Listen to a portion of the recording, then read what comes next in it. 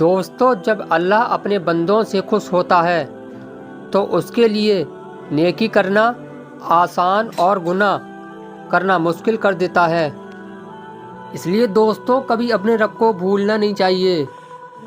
دعا اور کوششوں کے بعد بھی جب کام نہ بنے تو اس کا فیصلہ اللہ پر چھوڑ دو، کیونکہ اللہ اپنے بندوں کے حق میں ہمیشہ بہتر فیصلہ فرماتا ہے۔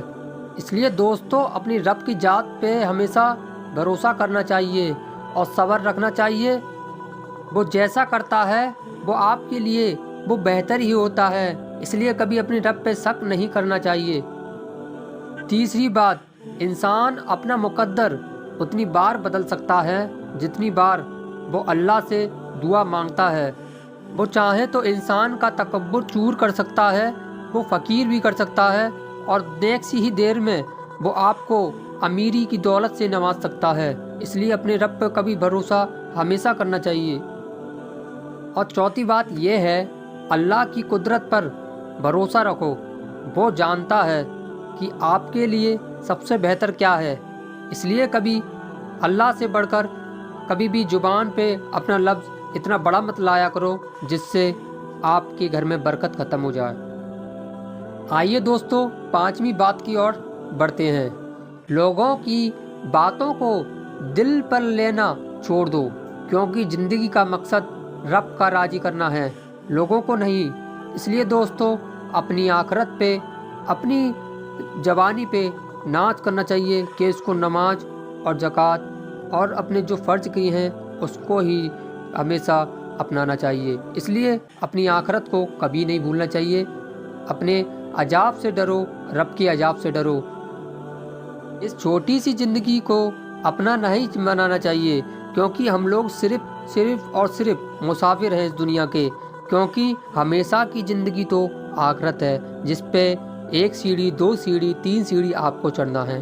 اس کے لیے آپ کو کڑی محنت اور اللہ کی آزمائش سے گزرنا پڑے گا۔ آئیے دوستو، چھٹویں بات کی طرف چلتے ہیں۔ اپنی حسرتوں کے بدلے خدا کی محبت میں سجدہ کر کے دیکھو، کوئی حسرت باقی نہیں رہے گی۔ ایسا میں کیوں بول رہا ہوں دوستو؟ کیونکہ آپ جگہ جگہ جاتے ہیں اپنی محبت دکھانے کے لیے، رشتہ داروں میں جاتے ہیں، دوستوں میں جاتے ہیں، کبھی آپ کو سکون نہیں ملتا ہے تو ایک بار رب کے آگے سجدہ ضرور کر کے دیکھیے۔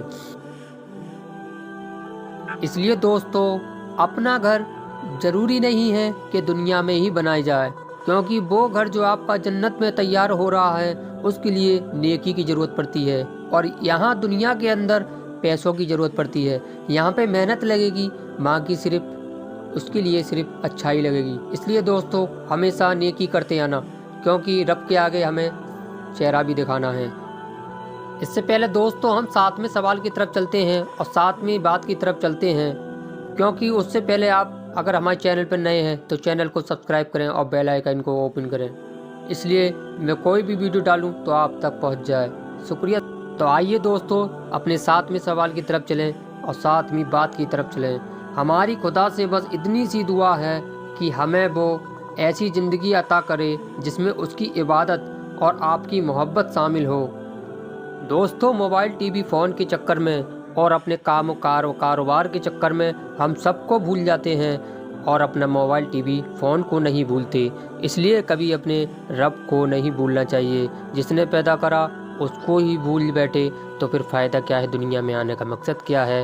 کہ عبادت کا مقصد کیا ہے؟ پھر نماز پڑھنے سے مقصد کیا ہے؟ اس لیے دوستو، میں آپ لوگوں کو یہی سمجھانا چاہتا ہوں کہ اپنے رب کو کبھی نہیں بھولنا چاہیے، ہمیشہ اس کی محبت اور عبادت کی طرح رہنا چاہیے۔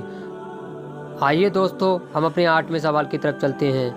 اگر نیت نیک ہو تو اللہ نہ کسی کے قدموں میں گرنے دیتا ہے، نہ کسی کے نظروں میں گرنے دیتا ہے۔ آپ نے یہ شعر ضرور سنا ہوگا، نیت صاف تو منزل آسان۔ اس لیے کبھی اپنی نیت کو گڑبڑانا نہیں چاہیے۔ آپ کی 9ویں بات ہے، خوبصورت زندگی کا بس اتنا ہی راز ہے کہ دعا کی جائے اور دعا دی جائے اور دعا لی جائے۔ جب دعا کی جائے تو پہلے دوسروں کے لیے کی جائے، دعا میں تبھی تاثیر بڑھتی ہے اور رب جبھی راضی ہوتا ہے۔ اپنی دعا تو ہمیشہ لوگ کرتے ہی رہتے ہیں، لیکن دوسروں کے لیے دعا ہمیشہ کرنا چاہیے۔ اس سے کیا ہوتا ہے؟ اللہ آپ کے کام میں اور برکت عطا فرماتا ہے اور گھر میں برکت عطا فرماتا ہے اور آپ کی بھی دعا بہت جلدی قبول عطا فرماتا ہے۔